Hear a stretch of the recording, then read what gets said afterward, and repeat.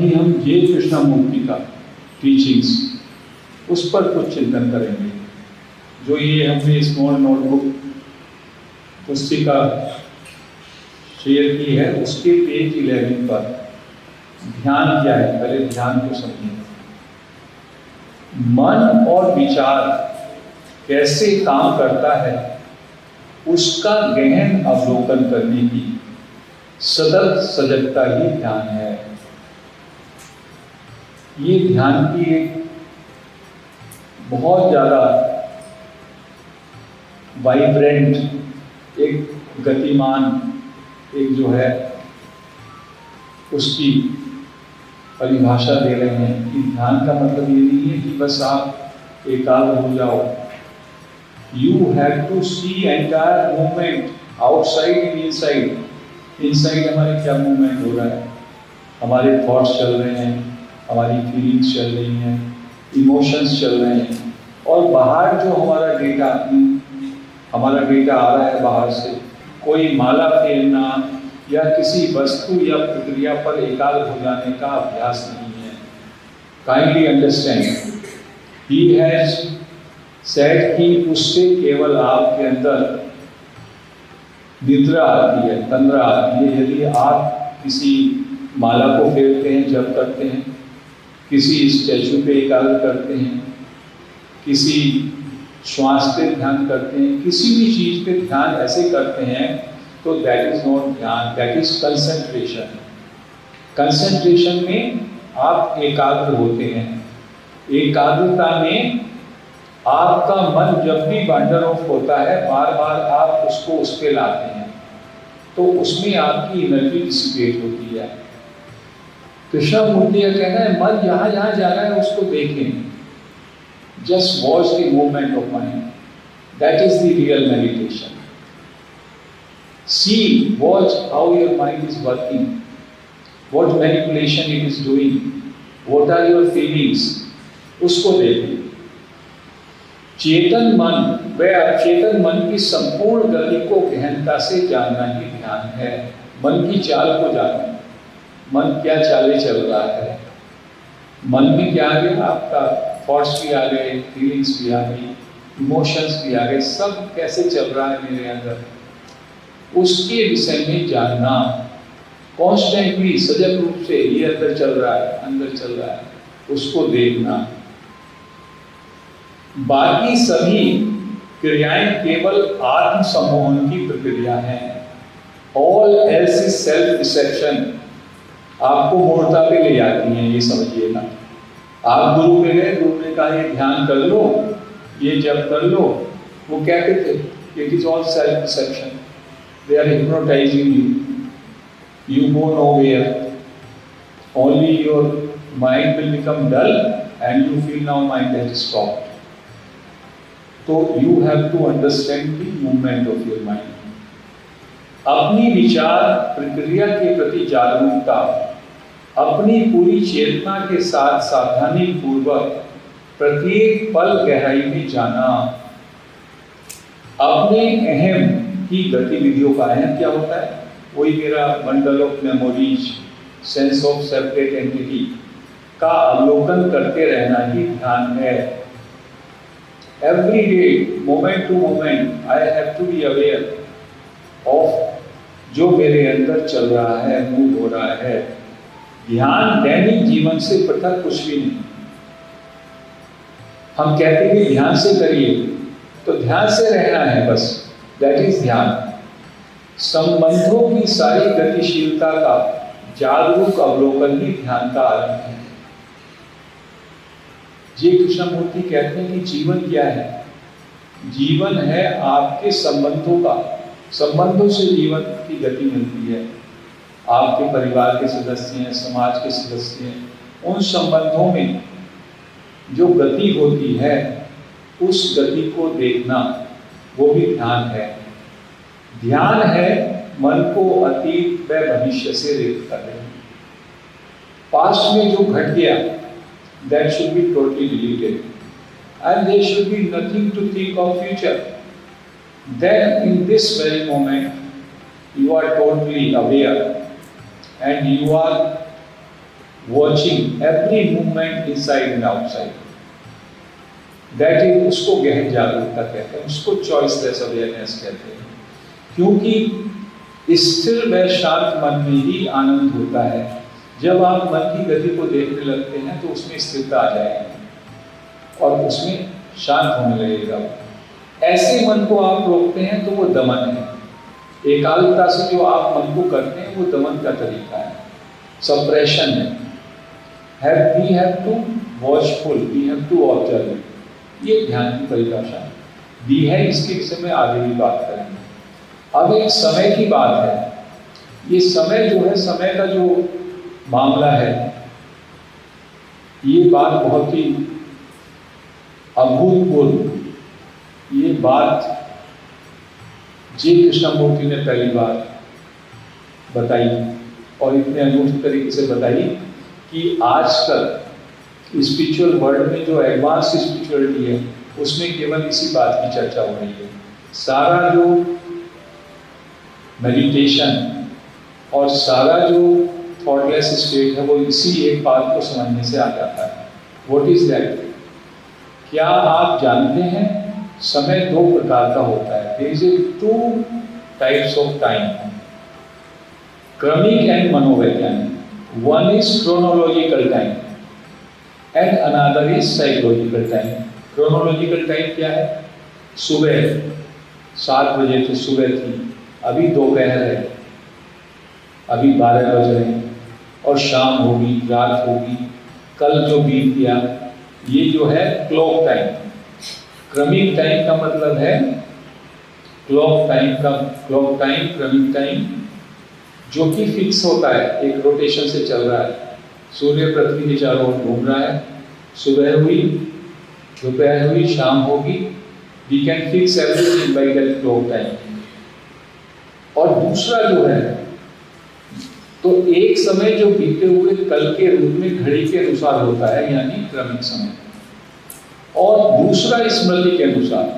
दूसरा हम जो है केवल स्मृति में, मनोवैज्ञानिक समय। क्रमिक समय की यथार्थता को नकारा नहीं जा सकता। कहते हैं कि chronological time, clock time is a right time, उसको तो हम नकार नहीं सकते, दैट इज ए फैक्ट। क्योंकि कृष्णमूर्ति कहते हैं व्हाट एवर इज फैक्ट, उसको आप नहीं निकाल सकते। तो दिस टाइम इज देयर, अभी दोपहर है, दोपहर है, क्लॉक टाइम। लेकिन क्या इस क्रमिक समय के अतिरिक्त वास्तव में कोई दूसरा समय भी होता है? This is question, we must have this question to ourselves. Apart from chronological time, apart from clock time, clock time के अलावा क्या कोई और टाइम है? कृष्णमूर्ति कहते हैं वो टाइम है नहीं, लेकिन हमने बनाया हुआ है, साइकोलॉजिकल टाइम। बीते हुए कल की स्मृति वर्तमान में प्रतिक्रिया स्वरूप भविष्य का निर्माण करती है और यह विचार की ही प्रतिक्रिया है। कहते हैं हमने बीता हुआ कल में कोई बात सोची, एक अच्छा समय बिताया। Suppose there was a moment of pleasure, I went to have a trip to a hill station, I had a very nice trip, बहुत प्लेजर आया और वो मेरे मेमोरी में डेटा बन गया। It's such a wonderful to be in that hill station. अब वो उसकी प्रतिक्रिया फ्यूचर में प्रक्षेप हो रहा है। मेरा मन कह रहा है यहाँ पे जाकर के रहूँगा, अब की बार तो एक ही दिन रहा, अब की बार 2 दिन रहूँगा। तो मेरा एक थॉट जनरेट हो गया, ये करूँगा, जाना है, वहाँ पे जाना है, इस तरीके से। इसमें एक साइकोलॉजिकल टाइम हो गया। पास्ट की प्रतिक्रिया के रूप में एक विचार बना और विचार से प्रक्षेप कर दिया, मुझे वहाँ जाना है। That is not the clock time. कितना कितना आपने ऐसा फ्यूचर में प्रोजेक्ट कर रखा है, ये करना है, वो करना है, वो करना है, वो आपके जो अच्छे मोमेंट्स हैं प्लेजर के, वो या पेन उनको अवॉइड करना है, तो नहीं करना है। जब वर्तमान में आप आनंद में होते हैं तो मन स्मृति के आधार पर आनंद की उस स्थिति को अधिक समय तक बनाए रखना चाहता है। इस प्रकार कल या समय का सृजन होता है, अतः समय और अधिक द्वारा सृजित होता है। ये साइकोलॉजिकल टाइम क्या है? Much more I want to enjoy more. I have gone to the hill station, मैंने देखा, बड़ा मजा आया, एक ही दिन था। अब मेरे मन में ये एक डिजायर मेरे डेटा में आ गई, I want to have it more 4 days, this time 4 days। ये थॉट एक ऑलरेडी चल रहा है। जब भी कभी वो स्मृति आती है या कोई हिल स्टेशन की बात करता है, दैट एरप्ट्स, और वो साइकोलॉजिकल टाइम से अननेसेसरली, ये टाइम, ये साइकोलॉजिकल टाइम है, what has happened and what is projected in future, इस दोनों का gap. I want to have it again, I will have it again. एक मेरी साइकी में मैंने एक टाइम जो कि फिक्टिशियस है, जो है नहीं, मैंने क्रिएट कर लिया, और अधिक चाहिए। मैं कुछ हूँ और मैं जो कुछ हूँ उससे जो मुझे होना चाहिए उसमें परिवर्तन हेतु की आवश्यकता है, एक ये। दूसरा कैसे होगा? Whatever I am, अभी मैं जो हूँ उसमें संतुष्ट नहीं हूँ और मुझे कुछ बनना है, ये एक साइकोलॉजिकल रहता है। जैसे नीचे एग्जाम्पल है, मैं लोभी हूं और लोभ रहित होने के लिए मुझे समय की आवश्यकता है। I am greedy now, I want to overcome greed and this requires time. तो ये साइकोलॉजिकल टाइम है। ये ऐसा है कि ये हमेशा आपके मन में विचरण करता रहेगा and it will create turbulence. इस प्रकार समय को कुछ विशिष्ट बनने हेतु आवश्यक मान लिया जाता है।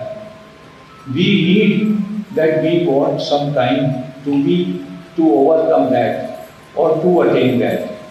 ये psychological time है। You are not happy with what you are at present. You want to become something that will happen in future, and the gap between what is and what should be, that is the psychological time. This psychological time is totally fictitious. It is creation of your mind. इसलिए कहते हैं time is mind and mind is time and thought. Time, thought and mind, they are all the same so far as this psychological time is concerned. ये जो psychological time है, ये thought ने create किया। ये thought ये कि मैं अभी लोभी हूँ, मुझे लोभ से मुक्त होना है और उसमें समय चाहिए, तो it is a movement of thought. तो ये साइकोलॉजिकल टाइम जब तक आपके साथ रहता है तब तक आप जो है टर्बुलेंस में रहते हैं। This is what J Krishnamurti is saying. You have to be totally in this moment and be aware of entire inward and outward, क्योंकि आउटवर्ड इनवर्ड अलग नहीं है। Awareness is the key essence. जो थॉट है, thought के लिए अभी हम तीसरे पे आते हैं, देन वी विल डिस्कस। सब में 7 पेज पे आ जाइए आप, क्योंकि हमने थॉट को बहुत ऊंचा स्थान दिया है आज की सभ्यता में, लेकिन आध्यात्मिक दृष्टि से thought has its own limitation. Thought and mind is one thing. Thought and mind is very limited. Beyond that, the awareness or consciousness, that is very vast. So, intellect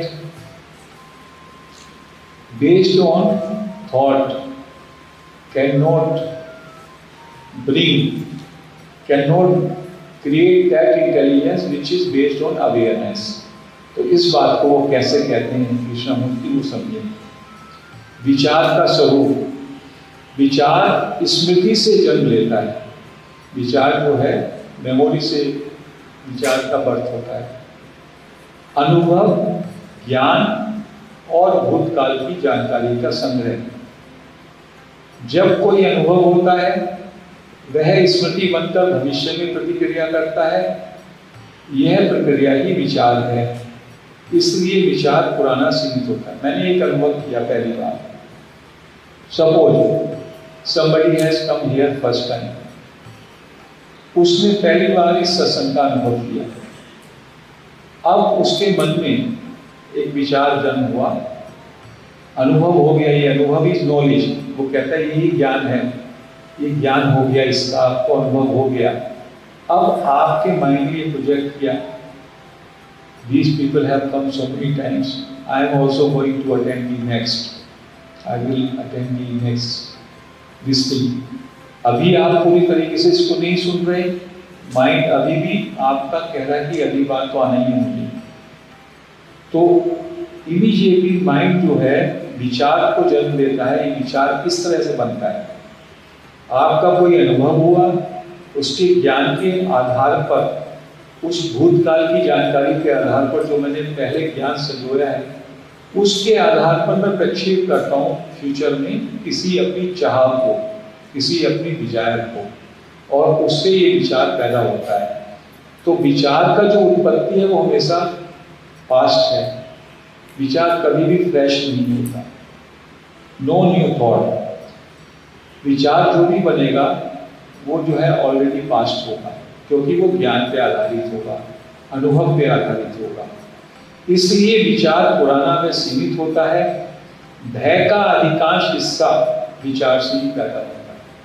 the fear is all born out of thought only.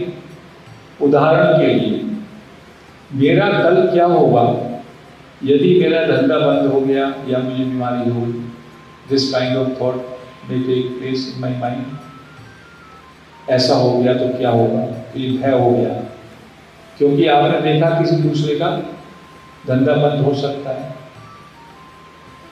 विचार भविष्य की कल्पना करता है जिसमें डर पैदा होते हैं। अब इसने भविष्य की कल्पना कर ली, मेरा धंधा बंद हो गया तो मेरा कल को क्या होगा, मुझे बीमारी हो गई, बच्चों का क्या होगा। तो thought, this is really a thought, क्या होगा।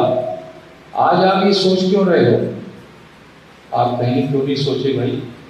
सोचने के लिए तो आएंगे इस जीवन में। तो हम इस तरह से थॉट से we are creating constant fear, constant insecurities.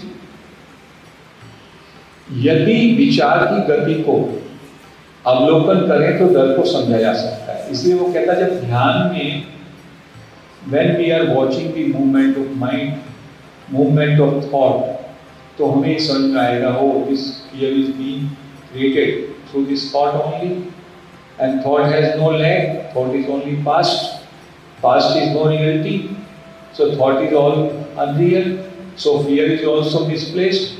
ये सब बातें आपको समझ में आने लगती हैं। मन स्वाभाविक रूप से गहन मौन में चला जाता है, तब विचार शांत होता है। यह मौन किसी साधना या ध्यान प्रक्रिया से नहीं आता, बल्कि विचारों की संपूर्ण गति के गहन अवलोकन से आता है। यह मौन ही सच्चा बोध है। उसमें एक इंसाइट आती है। When we are totally silent, then an insight comes।